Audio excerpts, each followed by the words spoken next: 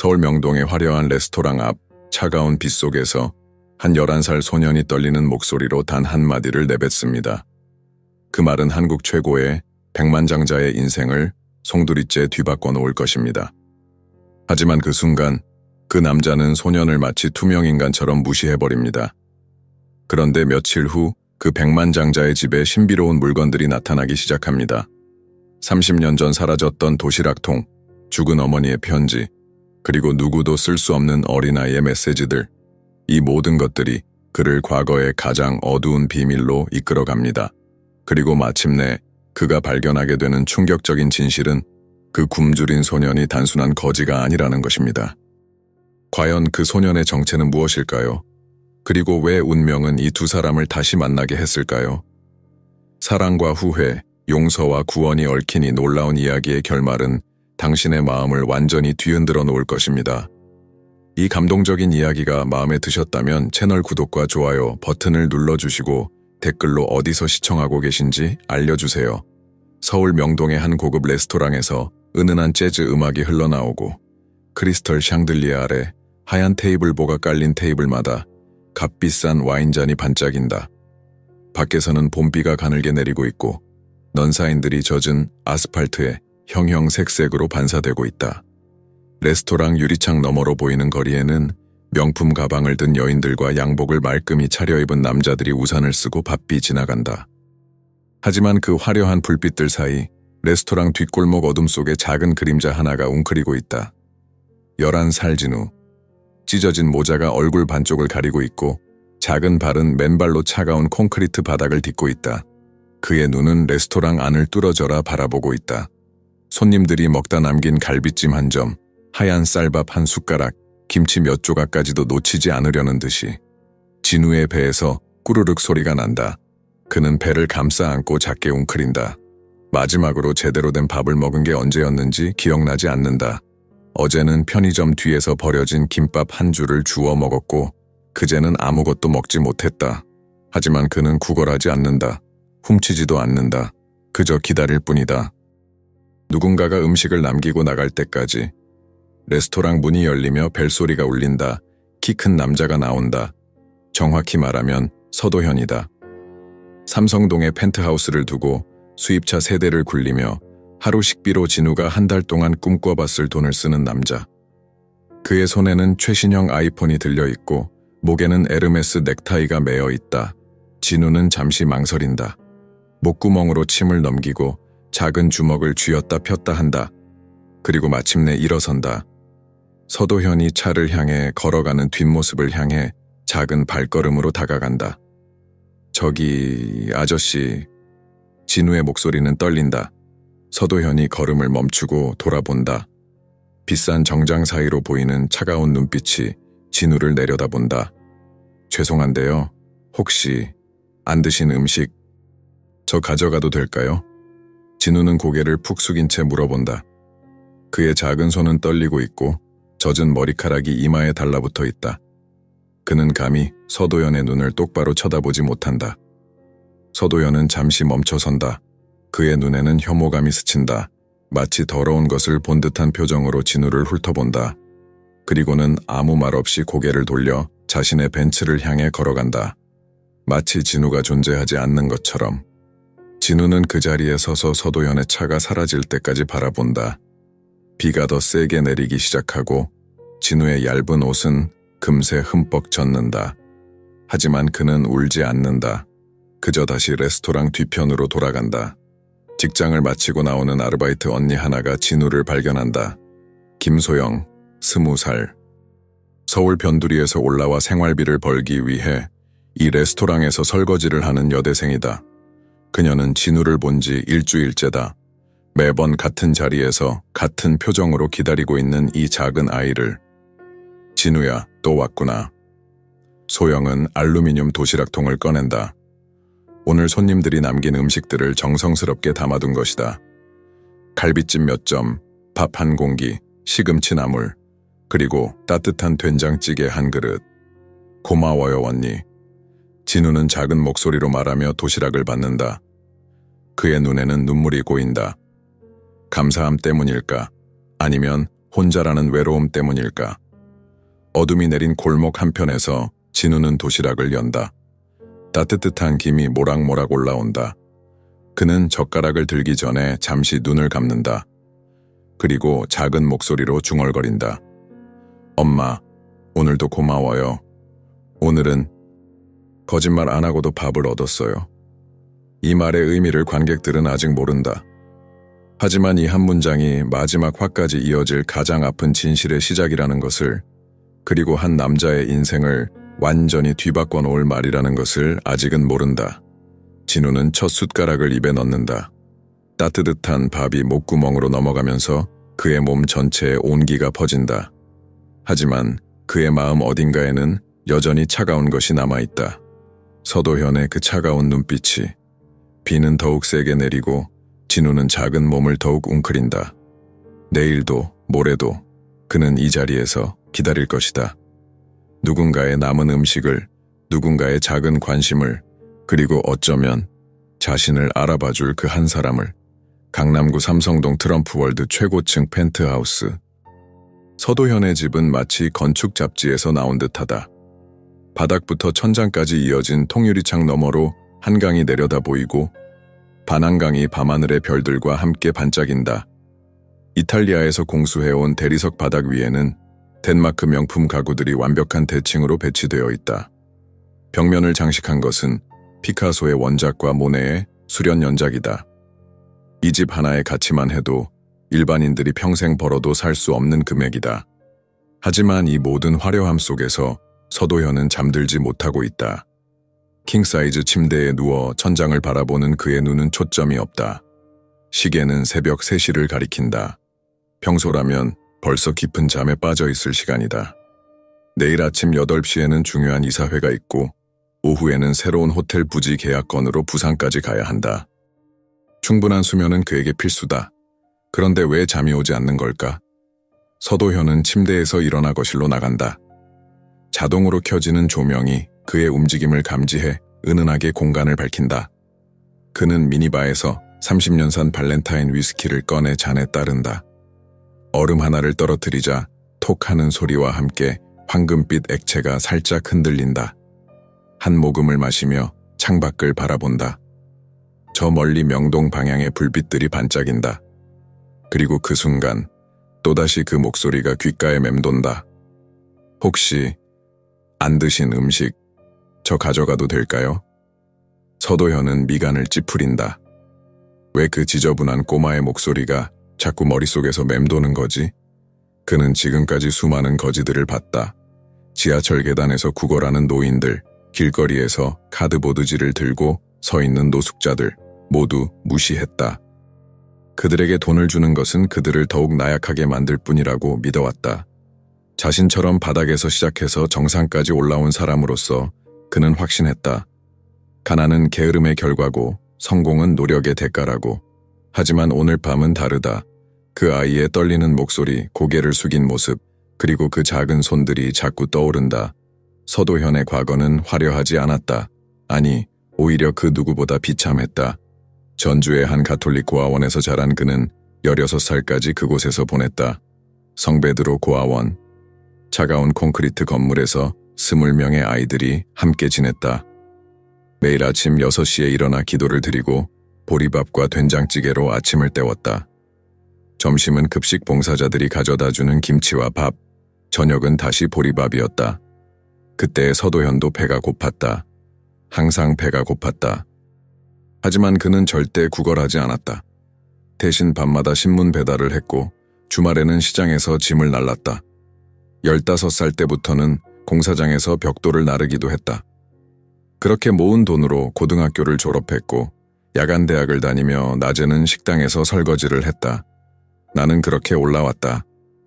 서도현은 위스키를 한 번 더 마시며 중얼거린다.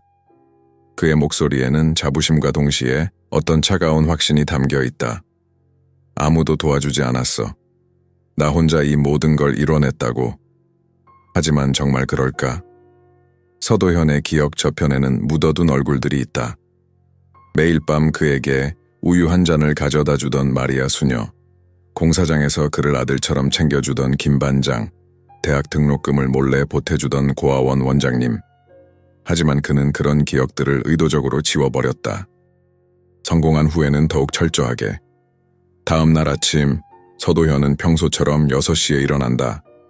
개인 트레이너와 함께 1시간 동안 운동을 하고 전용 요리사가 만든 아침 식사를 한다.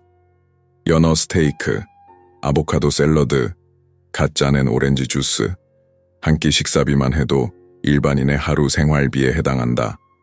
회사에 도착한 서도현은 비서 정미경에게서 하루 일정을 보고받는다.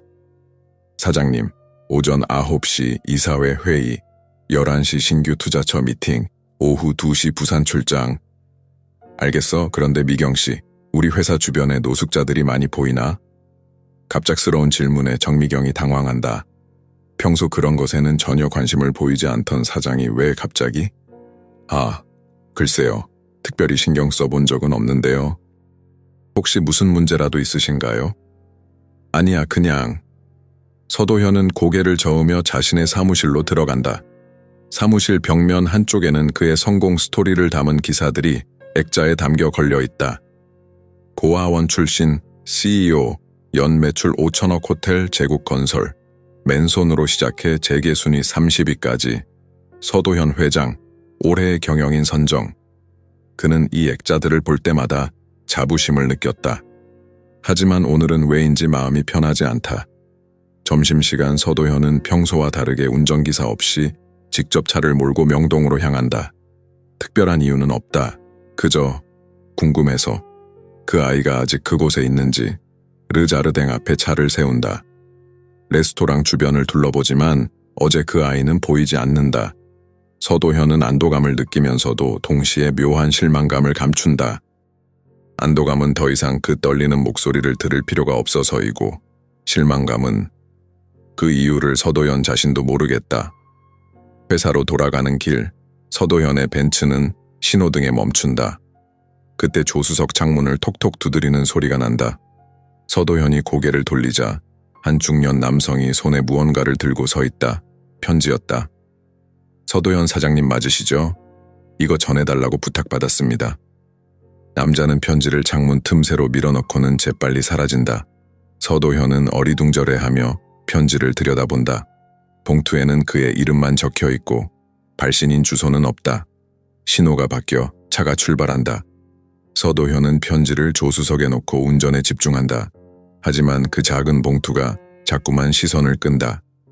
회사에 도착해서야 서도현은 편지를 연다. 안에는 작은 종이 한 장이 들어있다. 삐뚤빼뚤한 글씨로 이렇게 적혀 있다. 당신은 기억하지 못하지만 저는 매일 기억합니다. 서도현의 손이 미세하게 떨린다. 이게 무슨 의미일까? 누가 보낸 것일까? 그리고 무엇을 기억한다는 것일까? 그날 저녁, 서도현은 평소보다 일찍 집에 돌아간다. 하지만 펜트하우스의 고요함이 오늘은 더욱 무겁게 느껴진다.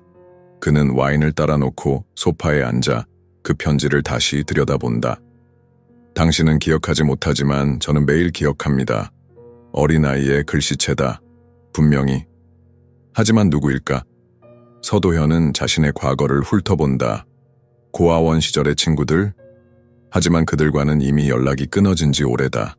성공한 후 그는 의도적으로 과거의 모든 관계를 정리했다. 가난했던 시절의 기억들을 지우고 싶어서. 그때 갑자기 휴대폰이 울린다. 경비실에서 걸어온 전화다. 사장님, 죄송합니다. 아래 주차장에 이상한 물건이 놓여 있는데요. 무슨 물건? 도시락통 같은 건데. 사장님 차 옆에 놓여 있어요. CCTV를 확인해봐도 누가 놓았는지 알 수가 없고요. 서도현의 심장이 빨리 뛰기 시작한다. 그는 급히 지하 주차장으로 내려간다. 그의 벤츠 옆 바닥에 낡은 알루미늄 도시락통이 놓여 있다. 서도현이 그것을 집어들자 어디선가 그리운 냄새가 난다. 보리밥, 된장찌개, 그리고 고아원의 냄새. 서도현의 손이 떨린다. 지하 주차장의 차가운 형광등 불빛 아래에서 그는 그 낡은 알루미늄 도시락통을 마치 폭탄이라도 되는 양 조심스럽게 들어올린다. 도시락통의 표면은 세월의 흔적으로 가득하다. 여기저기 녹이 새울어 있고 모서리는 무수히 부딪혀서 둥글게 달아있다.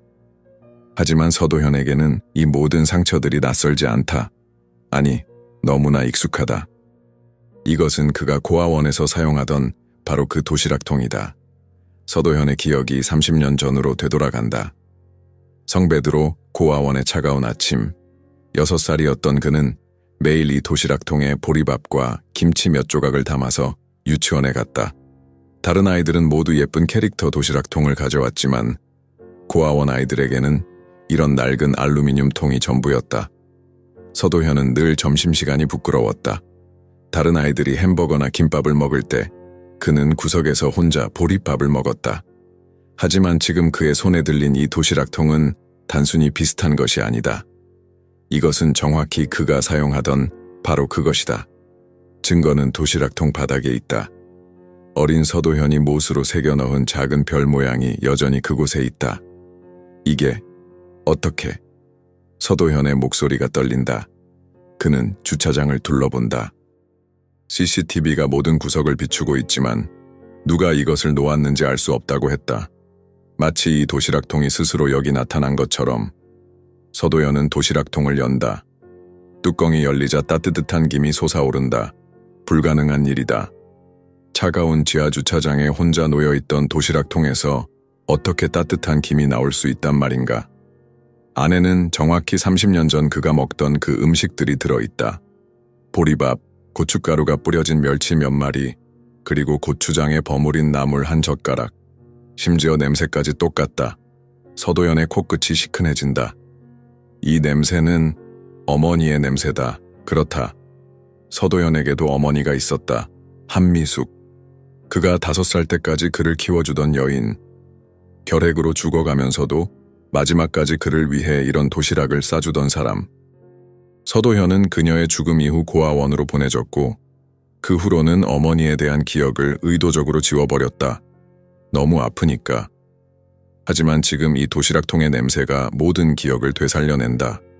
한미숙이 기침을 하면서도 새벽 5시에 일어나 이 도시락을 싸주던 모습. 우리 도현이가 다른 아이들한테 부끄럽지 않게 라고 중얼거리면서 서도현은 젓가락을 들어 보리밥 한 숟가락을 입에 넣는다. 그 순간 눈물이 터져 나온다. 30년 동안 흘리지 않았던 눈물이. 이 맛이다. 정확히 어머니가 해주던 그 맛이다. 그때 서도현은 도시락통 바닥에 무언가 이상한 것을 발견한다. 바닥이 약간 들떠있다. 마치 이중바닥이 있는 것처럼. 그는 조심스럽게 바닥을 열어본다. 정말로 숨겨진 공간이 있었다. 그리고 그 안에는 노랗게 바랜 편지 한 장이 들어있다. 편지는 한미숙의 필체다. 서도현이 알아볼 수 있는 그 떨리는 글씨체로 쓰여져 있다. 나의 사랑하는 도현이에게. 엄마가 이 편지를 쓰는 지금 너는 내 옆에서 자고 있구나. 작은 코를 골면서. 엄마는 내가 얼마나 더 너와 함께 있을 수 있을지 모르겠어. 의사 선생님은 길어야 몇 달이라고 하셨거든. 하지만 엄마는 걱정이지만 안다.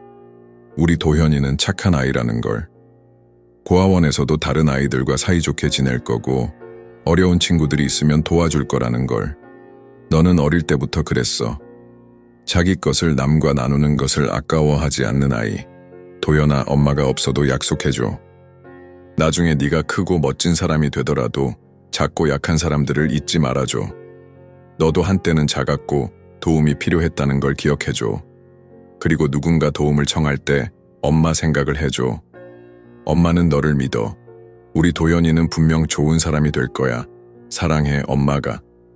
서도연의 손이 심하게 떨린다. 편지가 바람에 날아갈까봐 두 손으로 꽉 잡는다. 그의 눈에서는 멈추지 않고 눈물이 흐른다. 30년 전 어머니의 마지막 당부. 그가 완전히 잊고 살았던, 아니 의도적으로 외면했던 약속. 작고 약한 사람들을 잊지 말아줘. 어젯밤 그 아이의 모습이 떠오른다. 떨리는 목소리로 혹시 안 드신 음식 저 가져가도 될까요? 라고 물어보던 그 작은 아이. 서도현은 그 아이를 어떻게 대했던가. 마치 존재하지 않는 것처럼, 마치 말하는 동물이라도 되는 양 무시해버렸다.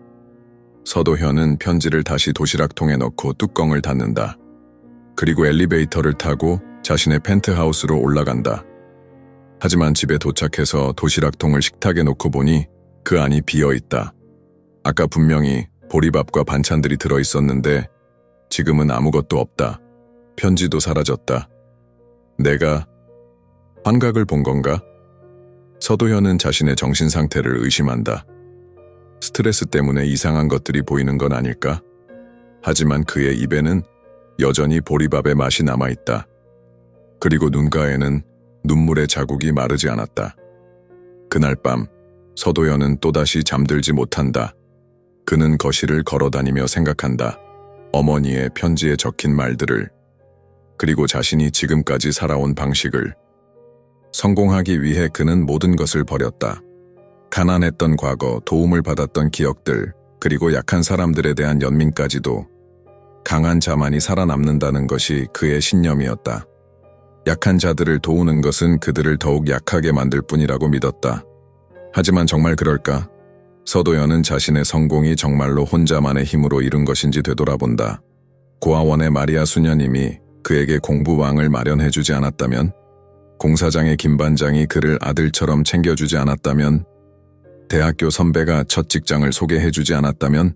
새벽 4시 서도현은 다시 지하주차장으로 내려간다. 혹시 도시락통이 또 나타났나 싶어서. 하지만 이번에는 아무것도 없다. 그는 실망하면서도 안도한다. 하지만 그가 펜트하우스로 돌아와 침실 문을 열었을 때 그의 심장이 멈춘다. 침대 위에 그 도시락통이 놓여 있다. 그리고 이번에는 뚜껑이 열려 있다. 안에는 따끈따끈한 보리밥과 반찬들이 들어있다. 김이 모락모락 올라오고 있다. 서도현은 도시락통에 다가간다. 이번에는 바닥에 비밀 공간도 열려 있다. 그리고 그 안에는 같은 편지가 들어있다. 하지만 이상하다. 편지의 마지막 부분에 새로운 글씨가 추가되어 있다.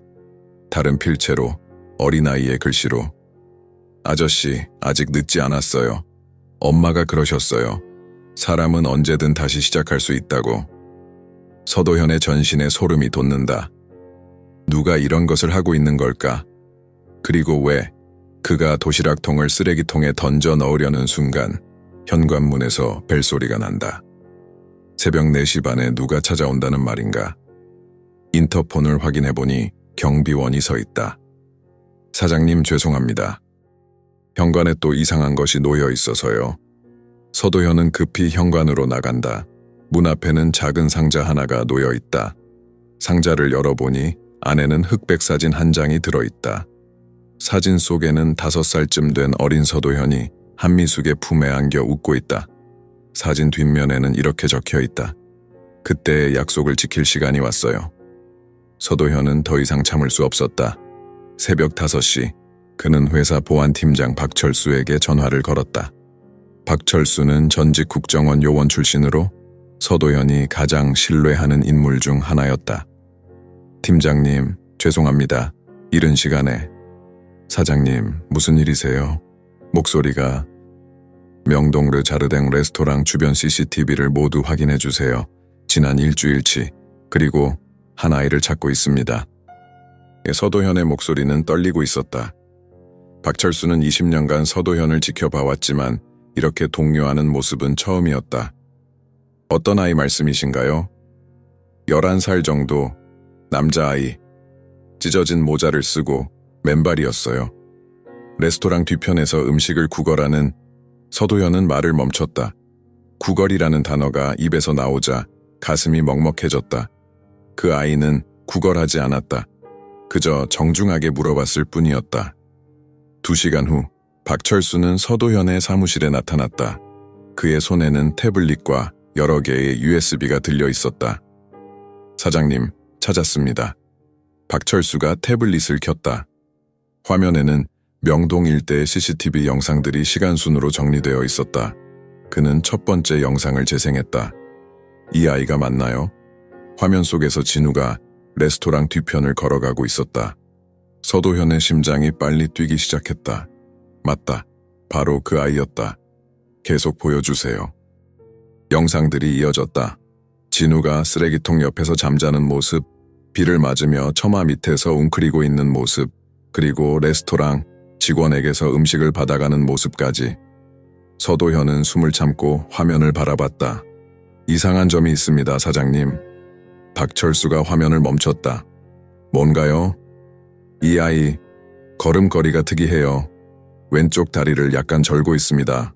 그리고 박철수가 화면을 확대했다. 손을 사용하는 방식도 독특합니다. 왼손잡이인데 오른손으로 글씨를 쓰려고 애쓰는 것 같아요.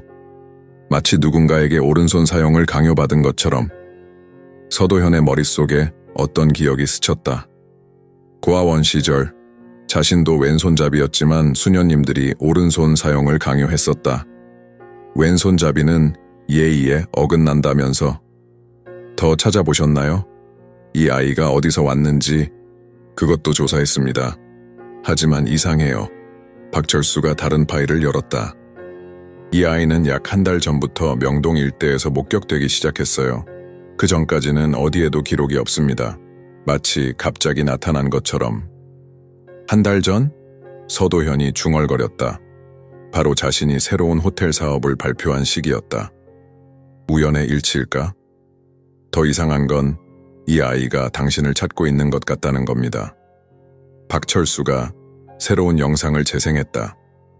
진우가 서도현의 회사 건물 앞에서 서성이는 모습이었다. 하지만 들어가지는 않고 그저 바라보기만 하고 있었다. 언제부터요? 일주일 전부터입니다. 매일 오후 4시쯤 나타나서 1시간 정도 있다가 사라져요.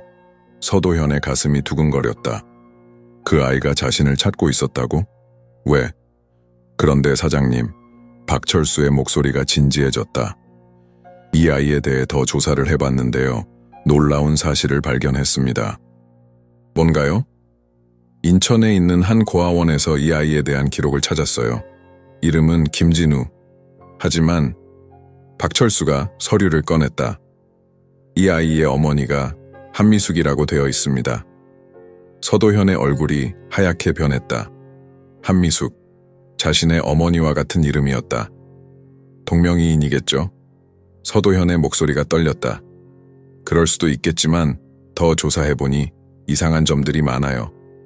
박철수가 다른 서류를 펼쳤다. 이 한미숙이라는 여성 20년 전 서울에서 청소 일을 했었다고 합니다. 그리고 일했던 곳이 박철수의 목소리가 멈췄다. 어디요? 사장님이 처음 사업을 시작하셨던 그 건물입니다. 서도현의 머릿속이 하얗게 변했다. 20년 전 그가 처음 작은 식당을 열었던 그 건물. 그때 그곳에서 청소를 하던 여직원이 있었다. 그런데 그 여자의 이름이 한미숙이었던가? 더 자세히 조사해보세요. 서도현의 목소리는 간신히 나왔다. 그날 오후 서도현은 박철수와 함께 인천의 희망고아원을 찾았다. 낡은 건물이었지만 아이들의 웃음소리가 들려왔다. 원장 수녀인 베로니카 수녀를 만났다. 김진우 말씀이시군요. 수녀의 얼굴이 어두워졌다. 그 아이, 한 달 전에 갑자기 사라졌어요. 아무 말도 없이. 어머니에 대해 알고 계신가요? 한미숙이라는... 네, 알고 있습니다. 가슴 아픈 이야기죠. 수녀가 한숨을 쉬었다. 미숙 씨는 진우를 낳고 얼마 안 되어 돌아가셨어요. 폐렴이었죠. 그때 진우는 겨우 생후 6개월이었고 미숙 씨는 죽기 전에 이상한 말을 하셨어요. 어떤 말이요? 아이 아버지에 대한 이야기였어요. 성공한 사업가라고. 하지만 자신의 존재를 모른다고 하셨죠. 서도현의 다리에 힘이 빠졌다. 그리고 이것도 남기고 가셨어요. 수녀가 오래된 봉투를 꺼냈다. 봉투 겉면에는 진우의 아버지에게라고 적혀 있었다. 하지만 아버지가 누군지 모르니까 그냥 보관하고 있었어요. 서도현은 떨리는 손으로 봉투를 받았다. 안에는 사진 한 장과 편지가 들어있었다. 사진은 젊은 한미숙이 갓 태어난 아기를 안고 있는 모습이었다. 그리고 편지에는 도연아, 우리 아이 이름을 진우라고 지었어. 진실할 진, 우수할 우. 너를 닮아 좋은 사람이 되길 바라면서 이 아이가 자라면 내게 보내려고 해. 아이에게는 아버지가 필요하니까. 서도현의 눈에서 눈물이 쏟아졌다. 한미숙. 20년 전 그와 짧은 만남을 가졌던 그 여자. 그때 그녀가 임신했다고 말했을 때 그는 모른 채 했다. 사업에만 집중하고 싶었고 책임지고 싶지 않았다. 수녀님, 혹시 진우가 어디로 갔는지 모르겠어요. 하지만 떠나기 전에 이상한 말을 했어요. 서울의 아버지를 찾으러 간다고? 그때 서도현의 휴대폰이 울렸다. 박철수에게서 온 급한 문자였다. 사장님, 지금 당장 오세요. 사무실에 그 아이가 편지를 놓고 갔어요. 서도현은 급히 서울로 돌아왔다. 사무실 책상 위에는 정말로 편지 한 장이 놓여 있었다. 어린아이의 글씨로 이렇게 적혀 있었다. 아빠, 저는 아빠를 원망하지 않아요. 엄마가 그러셨거든요. 아빠는 바쁜 사람이라고. 저를 모르는 게 당연하다고. 그런데 저는 궁금했어요. 아빠가 어떤 사람인지. 그래서 왔어요. 이제 알 것 같아요. 아빠는 저 같은 애들을 도와주지 않는 사람이라는 걸. 괜찮아요. 저는 혼자서도 잘 살 수 있어요. 아빠 일 방해하지 않을게요. 편지를 읽은 서도현의 가슴이 무너져 내렸다. 그 아이는 자신의 아들이었다. 그리고 아버지인 자신에게서 음식 찌꺼기라도 얻어보려고 했던 것이었다. 서도현은 편지를 읽고 또 읽었다. 종이가 눈물에 젖어 글씨가 번져도 그는 멈추지 않았다.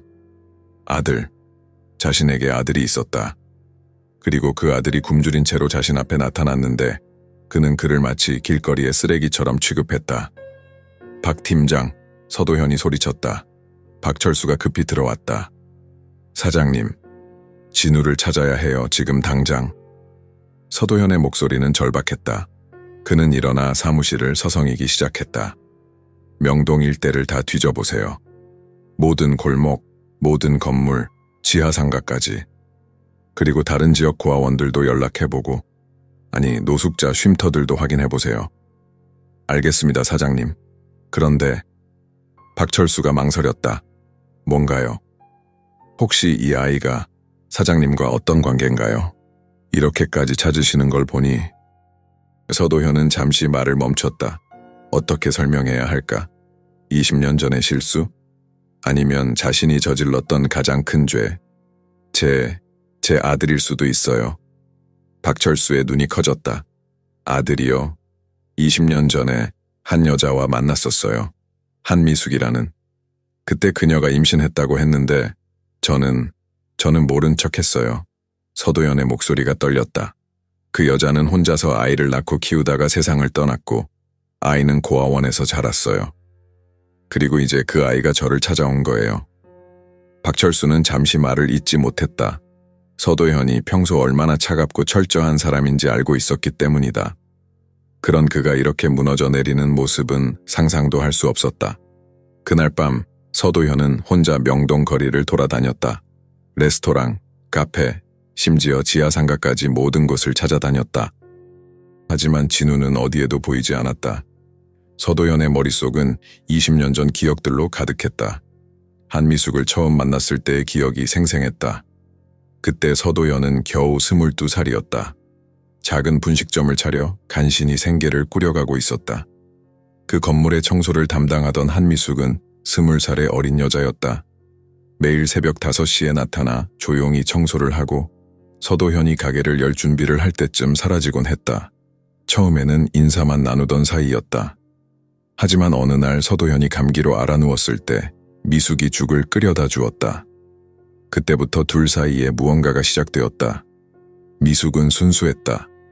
서도현의 꿈을 들어주고 응원해 주었다. 언젠가 큰 사업가가 되실 거예요 라고 말하며 밝게 웃곤 했다.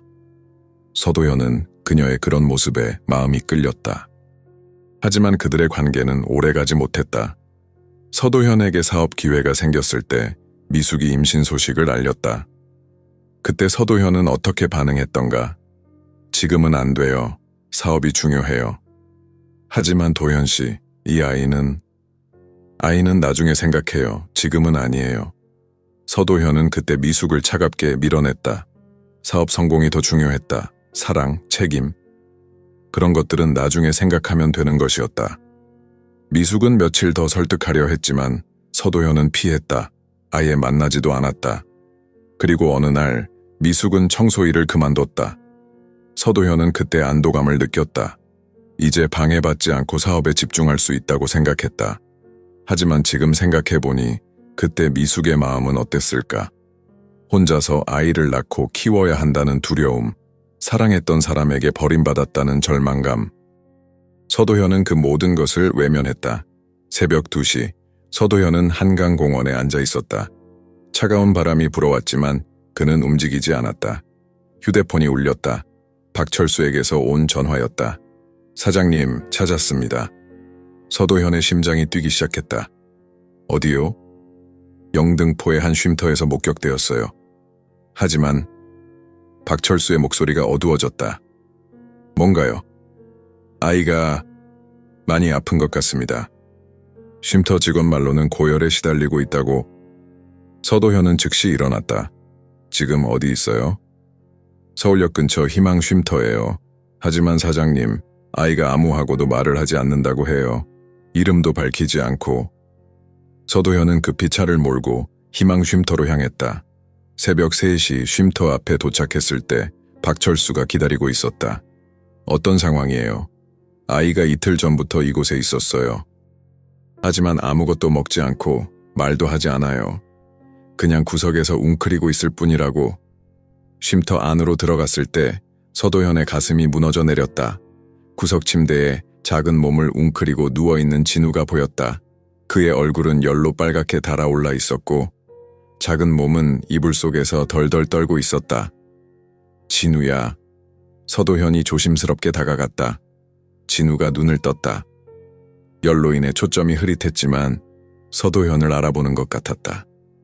아저씨. 진우의 목소리는 거의 들리지 않을 정도로 작았다. 왜 여기에?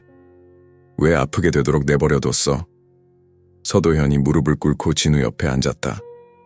미안해. 정말 미안해. 엄마가 그러셨어요. 아빠는 바쁜 사람이라고, 저를 돌볼 시간이 없다고. 진우의 눈에서 눈물이 흘렀다. 하지만 저는 그냥 한 번만이라도 아빠가 저를 봐주셨으면 했어요.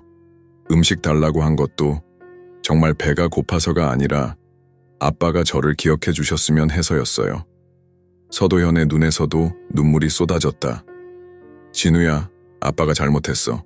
아빠가 정말 잘못했어. 아빠, 정말 제 아빠예요? 진우가 떨리는 손으로 서도현의 손을 잡았다. 그래, 아빠야. 늦었지만 이제라도 아빠가 여기 있어. 진우가 작게 웃었다. 열로 붉어진 얼굴에 환한 웃음이 번졌다. 아빠, 저 이제 혼자가 아니에요? 서도현은 진우를 조심스럽게 안아 올렸다. 그의 작은 몸은 너무나 가벼웠다. 제대로 먹지 못해서 뼈만 남은 것 같았다. 다시는 혼자가 아니야. 아빠가 항상 함께 있을게. 하지만 서도현은 아직 모르고 있었다. 이 약속이 너무 늦었다는 것을. 그리고 20년간의 무관심이 이미 돌이킬 수 없는 결과를 만들어냈다는 것을. 진우의 작은 손이 서도현의 옷깃을 꽉 잡았다. 마치 다시는 놓지 않겠다는 듯이. 아빠, 사랑해요. 이것이 진우가 아버지에게 할 수 있었던 마지막 고백이었다. 서도현은 진우를 서울대학교 병원 응급실로 급히 데려갔다. 새벽 4시, 응급실은 상대적으로 조용했지만 서도현의 마음은 전쟁터였다. 의료진들이 진우를 들것에 눕히고 검사를 시작할 때 서도현은 복도에서 초조하게 기다렸다. 보호자분이세요? 간호사가 다가왔다. 네, 저는 아이의. 서도현은 말을 멈췄다. 아버지라고 말할 자격이 있을까? 20년간 아들의 존재도 모른 채 살았던 자신이? 네, 보호자입니다. 아이 상태가 심각해요. 심한 영양실조와 탈수, 그리고 폐렴 초기 증상이 보여요. 언제부터 이런 상태였나요? 간호사의 질문에 서도현은 대답할 수 없었다. 아들이 언제부터 아팠는지, 얼마나 힘들어했는지 전혀 몰랐다. 잘 모르겠습니다. 간호사가 이상한 눈으로 서도현을 바라봤다. 하지만 더 이상 묻지는 않고 돌아갔다. 2시간 후 의사가 나왔다. 일단 위험한 고비는 넘겼습니다. 하지만 의사의 표정이 심각했다. 아이가 오랫동안 제대로 된 영양 섭취를 하지 못했어요. 면역력이 극도로 약해진 상태고 폐렴도 상당히 진행되었습니다. 며칠 더 늦었다면? 의사는 말을 끝내지 않았지만 서도현은 그 의미를 알 수 있었다. 지금은 어떤가요? 일단 집중 치료가 필요해요. 최소 일주일은 입원해야 할 것 같고, 그런데 혹시 아이에게 다른 가족은 없나요? 없습니다. 저 말고는. 그럼 아이가 깨면 이야기를 좀 들어봐야겠어요. 이런 상태가 되기까지 무슨 일이 있었는지. 의사가 떠난 후 서도현은 중환자실 밖에서 기다렸다. 유리창 너머로 보이는 진우는 산소 마스크를 쓰고 있었고 여러 개의 튜브가 작은 몸에 연결되어 있었다. 서도현은 그 모습을 보며 자신의 가슴이 찢어지는 것 같았다. 이튿날 오후 진우가 깨어났다. 서도현은 허락을 받고 중환자실로 들어갔다. 아빠. 진우의 목소리는 여전히 약했지만 어제보다는 또렷했다. 진우야, 어떻게 느껴? 조금 나아진 것 같아요. 진우가 작게 웃었다. 그 웃음에는 어떤 원망도 없었다. 오히려 서도현이 여기 있다는 것만으로도 행복해하는 것 같았다. 진우야, 아빠가 정말 미안해. 서도현의 목소리가 떨렸다. 괜찮아요, 아빠. 엄마가 그러셨어요. 아빠는 바쁜 사람이라고. 그러니까 이해한다고. 엄마가 뭐라고 하셨어? 엄마는 아빠를 원망하지 말라고 하셨어요. 아빠도 혼자 살기 힘들었을 거라고. 그리고 진우가 잠시 말을 멈췄다. 그리고 뭐라고? 아빠가 언젠가는 저를 찾아줄 거라고 했어요. 그러니까 기다리라고. 서도현의 눈에서 눈물이 쏟아졌다. 한미숙은 죽는 순간까지도 자신을 원망하지 않았다. 오히려 아들에게 아버지를 이해하라고 가르쳤다. 엄마는 언제 돌아가셨어? 제가 6살 때요. 폐렴으로 병원비가 없어서 제대로 치료 못 받으셨어요. 서도현의 가슴이 무너져 내렸다. 그때 자신은 무엇을 하고 있었나? 사업 확장에만 정신이 팔려 있었다. 돈은 충분히 있었다.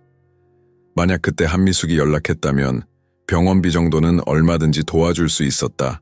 하지만 그녀는 연락하지 않았다. 자존심 때문인지 아니면 서도현을 더 이상 괴롭히고 싶지 않아서인지. 그날 밤 서도현은 병원 복도에서 밤을 새웠다. 진우 곁을 떠날 수 없었다. 지난 20년간 아들 곁에 있어주지 못했던 시간들을 보상하고 싶었다. 새벽 무렵 간호사가 다가왔다. 아버님, 집에 가서 좀 쉬세요. 여기서 밤새시면 몸이 상해요. 괜찮습니다. 여기 있겠어요. 하지만 제가 이 아이 곁에 있어준 시간이 단 하루도 없었어요. 이제라도 있어주고 싶어요. 간호사는 더 이상 말하지 않고 돌아갔다. 일주일이 지났다. 진우의 상태는 조금씩 나아지고 있었다. 서도현은 매일 아침 병원에 와서 저녁까지 진우와 함께 있었다. 회사 일은 모두 부사장에게 맡겼다. 아빠, 회사 일 안 하셨어도 돼요? 괜찮아. 지금은 진우가 더 중요해. 저 때문에 아빠가 손해보시는 거 아니에요? 진우의 말에 서도현은 가슴이 아팠다. 11살 아이가 어른의 걱정을 하고 있었다. 진우야, 아빠에게는 너보다 중요한 게 없어. 그러니까 그런 걱정하지 마. 진우가 환하게 웃었다. 서도현은 그제야 깨달았다. 진우에게 필요했던 것은 돈도 좋은 음식도 아니었다. 그저 아버지의 관심과 사랑이었다. 하지만 행복한 시간은 오래가지 않았다. 열흘째 되는 날, 진우의 상태가 급격히 악화되었다. 폐렴이 더 심해진 것이었다. 아이의 면역력이 너무 약해요. 의사가 심각한 표정으로 말했다. 오랫동안 영양실조 상태였던 데다가 스트레스까지 겹쳐서 몸이 제대로 회복할 수 없는 상태예요. 그럼 어떻게 해야 해요? 최선을 다해보겠지만 쉽지 않을 것 같습니다. 그날 밤 진우가 서도현을 불렀다. 아빠, 왜 진우야? 저 혹시 못 일어나면 무슨 소리야? 그런 말 하지 마. 서도현이 진우의 손을 꽉 잡았다. 아빠, 저는 정말 행복했어요. 마지막에라도 아빠를 만날 수 있어서. 진우야, 제발 그런 말 하지 마. 아빠가 이제부터 잘해줄게. 뭐든지 해주고 싶은 거 다 해줄게. 아빠. 진우가 작은 주머니에서 무언가를 꺼냈다. 낡은 사진 한 장이었다. 이거 엄마가 주신 거예요. 아빠 사진. 사진 속에는 젊은 서도현이 웃고 있었다. 20년 전 한미숙이 몰래 찍었던 사진이었다. 저는 이 사진 보면서 자랐어요. 아빠가 어떤 사람인지 상상하면서. 진우의 목소리가 점점 작아졌다. 아빠가 저를 사랑해 주셨으면 좋겠다고 매일 생각했어요. 진우야, 아빠가 사랑해. 정말 많이 사랑해. 하지만 진우는 이미 잠들어 있었다. 그리고 그 잠에서 다시는 깨어나지 못했다. 다음 날 새벽, 진우는 조용히 숨을 거뒀다. 마지막까지 아버지의 손을 꽉 잡은 채로. 서도현은 아들의 차가워진 손을 놓을 수 없었다. 20년간 잡아주지 못했던 그 작은 손을. 서도현은 진우의 차가워진 손을 놓을 수 없었다. 의료진들이 조심스럽게 다가와 시간을 확인하고 공식적인 절차를 밟았지만 서도현에게는 그 모든 것이 현실로 받아들여지지 않았다. 아들을 제대로 알아보지도 못했는데 벌써 떠나보내야 한다는 것이 믿기지 않았다. 아버님, 간호사가 조심스럽게 말을 걸었다.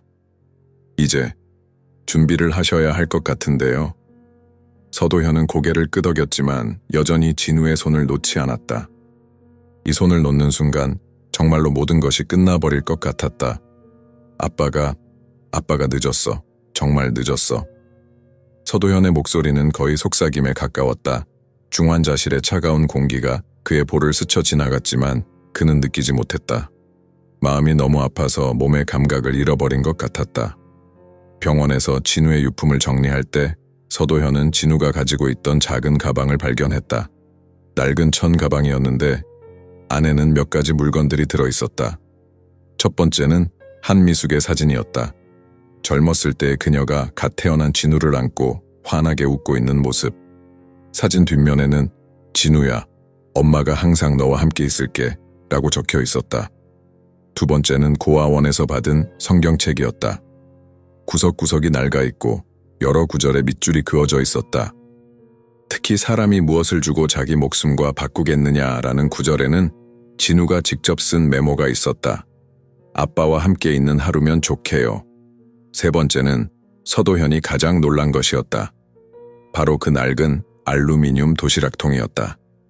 병원에 입원하면서도 진우는 이것을 가지고 있었던 것이다. 서도현은 떨리는 손으로 도시락통을 열었다. 안에는 아무것도 없었다. 하지만 바닥에 이중 공간은 열려 있었고 그 안에는 편지 한 장이 들어 있었다. 진우의 어설픈 글씨로 쓰여진 편지였다. 아빠에게 아빠, 저는 아빠를 만나기 전에 이 편지를 썼어요. 만약 제가 아빠를 못 만나고 죽게 되면 누군가 이것을 아빠에게 전해줬으면 해서요. 저는 아빠를 원망하지 않아요. 정말이에요. 엄마가 그러셨거든요. 아빠도 혼자 살기 힘들었을 거라고. 그리고 아빠는 성공한 사람이니까 저 같은 애가 나타나면 귀찮으실 거라고. 하지만 저는 궁금했어요. 아빠가 어떤 사람인지. 그래서 아빠를 찾아갔어요. 처음에 아빠를 봤을 때 정말 멋있었어요. 키도 크시고 옷도 멋있게 입으시고. 아, 내 아빠구나 생각했어요. 그런데 아빠가 저를 못 본 척 하셨을 때 조금 슬펐어요. 하지만 이해해요. 아빠는 바쁘시니까요. 아빠, 만약 언젠가 아빠가 저를 기억해 주신다면 가끔 이 도시락으로 밥을 드셔주세요. 그러면 저도 아빠와 함께 밥을 먹는 기분이 될 것 같아요. 저는 아빠를 사랑해요. 한 번도 저를 안아주지 않으셨지만, 한 번도 제 이름을 불러주지 않으셨지만, 그래도 아빠는 제 아빠니까요. 아빠도 저를 조금이라도 사랑해주세요. 진우가 편지를 읽은 서도현은 바닥에 주저앉았다. 진우는 마지막까지도 자신을 이해하려고 했다. 원망하지 않으려고 했다. 오히려 자신이 아빠에게 부담이 될까봐 걱정했다. 진우야, 아빠가 정말 미안해. 서도현의 목소리는 빈 병실에 메아리 쳤다. 장례식은 조용히 치러졌다. 진우를 아는 사람은 거의 없었다. 고아원에서 몇 명의 수녀와 아이들이 왔고 희망쉼터에서 진우를 돌봐주었던 사회복지사가 왔다. 그리고 레스토랑에서 진우에게 음식을 주었던 김소영도 왔다. 아저씨, 소영이 서도현에게 다가왔다. 진우가 아저씨 이야기를 자주 했어요. 제 이야기를요? 네, 아빠를 찾았다고. 정말 좋은 분이라고. 바쁘셔서 자주 못 만나지만 언젠가는 같이 밥을 먹을 수 있을 거라고. 소영의 말에 서도현의 가슴이 찢어질 것 같았다. 진우는 마지막까지도 자신을 좋은 아빠라고 생각했던 것이다. 그리고 이것도 드리려고 했어요. 소영이 작은 봉투를 내밀었다. 진우가 마지막에 저에게 부탁했어요. 만약 자기가 못 전해드리면 이것을 아빠에게 드리라고. 봉투 안에는 작은 종이 한 장이 들어있었다. 진우가 마지막 힘을 다해 쓴 것 같은 떨리는 글씨였다. 아빠 감사해요. 저를 사랑해 주셔서. 이제 저는 엄마에게 가요. 엄마에게 아빠가 정말 좋은 분이라고 말해드릴게요. 화장이 끝난 후 서도현은 진우의 유골함을 안고 채 앉아 있었다. 어디로 가야 할지 모르겠었다. 진우가 좋아했던 곳도 모르고 함께 가고 싶어 했던 곳도 모른다. 20년간 아들에 대해 아무것도 몰랐던 자신이 원망스러웠다. 그때 서도현은 결심했다. 모든 것을 바꾸기로. 그날 밤 서도현은 회사 이사회를 소집했다. 저는 회사의 모든 지분을 매각하겠습니다. 이사들은 놀랐다. 사장님, 갑자기 왜? 그리고 그 돈으로 재단을 설립하겠습니다. 길거리에서 굶고 있는 아이들을 위한 재단을. 하지만 사장님, 제 아들이 굶어 죽었습니다. 제가 모르는 사이에. 서도현의 목소리가 떨렸다. 다시는 그런 일이 일어나지 않도록 하고 싶습니다. 몇 주 후 서도현은 정말로 모든 재산을 팔았다. 명동 한복판에 큰 건물을 사서 진우의 집이라는 이름의 쉼터를 만들었다. 굶주린 아이들이 언제든지 와서 따뜻한 밥을 먹을 수 있는 곳. 쉼터의 중앙에는 큰 식당이 있었다. 그리고 그 식당의 가장 좋은 자리에는 작은 테이블 하나가 놓여 있었다. 그 테이블 위에는 항상 2개의 알루미늄 도시락통이 놓여 있었다. 하나는 진우가 사용하던 것이고 다른 하나는 서도현이 새로 준비한 것이었다. 매일 점심시간 서도현은 그 테이블에 앉아 진우와 함께 식사를 했다. 비어있는 의자를 바라보며 20년 늦은 아버지의 사랑을 전했다. 진우야, 오늘도 아빠랑 밥 먹자. 3년이 흘렀다. 명동 한복판에 자리 잡은 진우의 집은 이제 서울에서 가장 유명한 무료급식소 중 하나가 되었다. 하루에 수백 명의 사람들이 이곳을 찾았다. 길거리에서 사는 아이들, 일자리를 잃은 어른들, 외로운 노인들, 모든 사람들이 따뜻한 환영을 받았다. 하지만 이곳을 찾는 사람들이 가장 신기해하는 것은 따로 있었다. 바로 식당 한가운데 놓인 작은 테이블이었다. 매일 전고가 되면 한때 한국에서 가장 성공한 사업가였던 서도현이 그 테이블에 앉아 혼자 식사를 하는 모습이었다. 그는 항상 2개의 도시락을 준비했다. 하나는 자신이 먹을 것이고 다른 하나는 비어있는 의자 앞에 놓았다. 그리고 빈 의자를 바라보며 마치 누군가와 대화하듯 중얼거렸다. 진우야, 오늘 메뉴는 네가 좋아했던 갈비찜이야. 김소영 언니가 특별히 만들어줬어. 사람들은 처음에는 이상하게 생각했다. 하지만 시간이 지나면서 모두들 알게 되었다. 그가 얼마나 깊은 사랑과 후회를 안고 살아가는지를. KBS 9시 뉴스의 베테랑 기자인 이수진이 진우의 집을 찾은 것은 추운 12월 어느 날이었다. 그녀는 연말 특집 프로그램을 위해 사회봉사를 하는 유명인들을 취재하고 있었다. 서도현 씨를 인터뷰하고 싶어서 왔습니다. 수진이 쉼터 직원에게 말했다. 하지만 사장님은 인터뷰를 거의 안 하세요. 특히 식사 시간에는. 괜찮습니다. 기다리겠어요. 수진은 식당 한 구석에 앉아 서도현을 관찰했다. 전고가 되자 그가 나타났다. 한때 명품 정장만 입던 그는 이제 소박한 면 셔츠와 청바지 차림이었다. 그의 얼굴에는 3년 전에는 없던 주름들이 깊게 패여 있었다. 서도현은 평소처럼 작은 테이블에 앉았다. 2개의 알루미늄 도시락을 열고 하나는 자신 앞에, 다른 하나는 빈 의자 앞에 놓았다. 진우야, 오늘은 날씨가 너무 춥다. 네가 여기 있었다면 감기 걸까봐 걱정했을 거야. 서도현의 목소리는 부드러웠다. 마치 정말로 누군가 앞에 앉아 있는 것처럼. 아, 그리고 어제 김소영 언니가 내 이야기 했어. 네가 얼마나 예의 바른 아이였는지. 항상 감사합니다 라고 말했다면서. 수지는 그 모습을 보며 가슴이 뭉클해졌다. 저 남자는 누구와 이야기하고 있는 걸까? 식사를 마친 서도현이 일어서려 할 때 수진이 다가갔다. 안녕하세요. KBS 이수진 기자입니다. 서도현이 고개를 들었다. 그의 눈에는 깊은 슬픔이 담겨 있었다. 인터뷰는 안 합니다. 잠깐만요. 궁금한 게 있어서요. 수진이 서두르며 말했다. 왜 이런 일을 하세요? 한때 한국 최고의 호텔 사업가였는데. 서도현이 걸음을 멈췄다. 그는 잠시 망설이더니 다시 의자에 앉았다.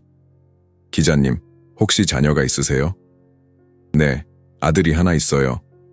몇 살인가요? 11살이에요. 서도현의 얼굴이 순간 일그러졌다. 11살, 진우가 죽었을 때의 나이였다.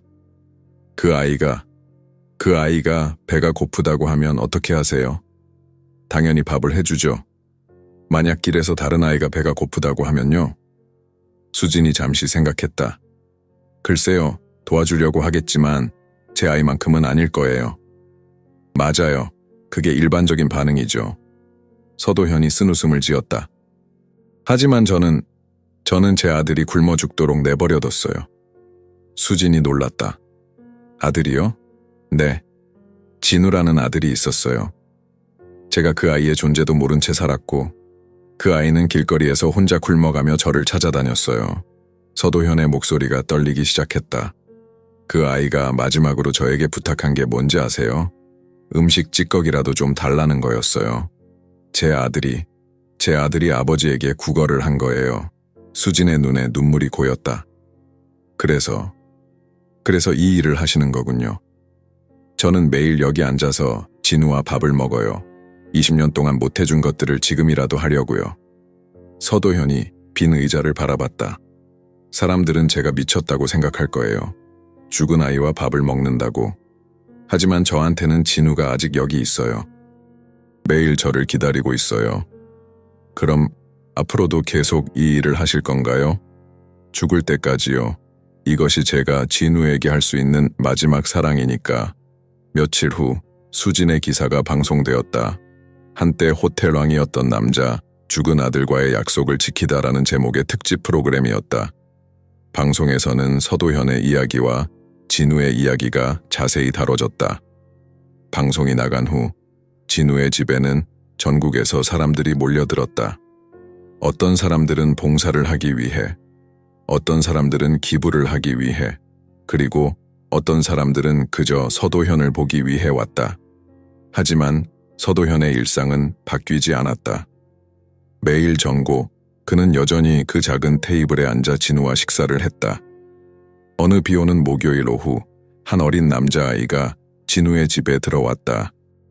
아이는 젖은 옷을 입고 있었고 눈물을 글썽이고 있었다. 아이는 주위를 둘러보다가 서도현이 앉아있는 테이블로 다가왔다. 아저씨. 아이의 작은 목소리에 서도현이 고개를 들었다. 왜 그러니? 저 배고파요. 혹시 남은 음식 있으면 조금만 주세요. 서도현의 가슴이 뛰기 시작했다. 3년 전 진우가 했던 말과 똑같았다. 서도현은 일어나 아이의 손을 잡았다. 이리 와. 따뜻한 밥 먹자. 정말요? 아이의 눈이 반짝였다. 그럼 여기는 네가 언제든지 와서 밥 먹을 수 있는 곳이야. 서도현은 아이를 자신의 테이블로 데려왔다. 그리고 빈 의자를 가리키며 말했다. 여기 앉아. 처음으로 진우의 자리에 다른 아이가 앉았다. 서도현은 따뜻한 국밥을 떠서 아이 앞에 놓았다. 많이 먹어. 아이가 밥을 먹는 모습을 바라보며 서도현은 작게 중얼거렸다. 진우야, 아빠가 이제 알겠어. 아빠가 해야 할 일이 뭔지. 그날 이후 서도현의 테이블에는 늘 누군가 앉아 있었다. 굶주린 아이들, 외로운 어른들, 마음이 아픈 사람들. 모든 사람들이 서도현과 함께 밥을 먹었다. 사람들은 깨달았다. 진우는 정말로 그곳에 있었다. 서도현이 도와주는 모든 사람들 안에, 서도현이 나누는 모든 사랑 안에 진우가 살아있었다. 서도현의 이야기는 단순한 부자와 가난한 아이의 만남이 아닙니다. 이것은 우리 모두가 매일 마주하는 선택에 관한 이야기입니다. 길거리에서 도움을 청하는 사람을 마주했을 때 우리는 서도현처럼 외면할 것인가요? 아니면 잠시라도 멈춰서 그들을 바라볼 것인가요? 성공과 부를 추구하느라 정작 소중한 사람들을 놓치고 있지는 않나요? 그리고 가장 중요한 질문은 이것입니다. 만약 당신이 서도현의 자리에 있었다면 진우를 알아볼 수 있었을까요? 진우는 아버지에게 단 하나만을 원했습니다. 돈도 큰 집도 아닌 그저 자신을 봐달라는 것이었습니다. 때로는 우리 주변의 가장 소중한 사람들이 가장 작은 것을 원하고 있을지도 모릅니다.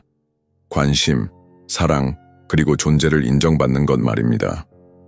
서도현이 깨달았듯이 진정한 성공은 얼마나 많이 가졌느냐가 아니라 얼마나 많이 나누었느냐로 측정됩니다. 그리고 가장 큰 후회는 사랑할 기회를 놓쳐버리는 것입니다. 이 이야기가 당신의 마음에 울림을 주었다면 오늘부터라도 주변을 다시 한번 둘러보세요.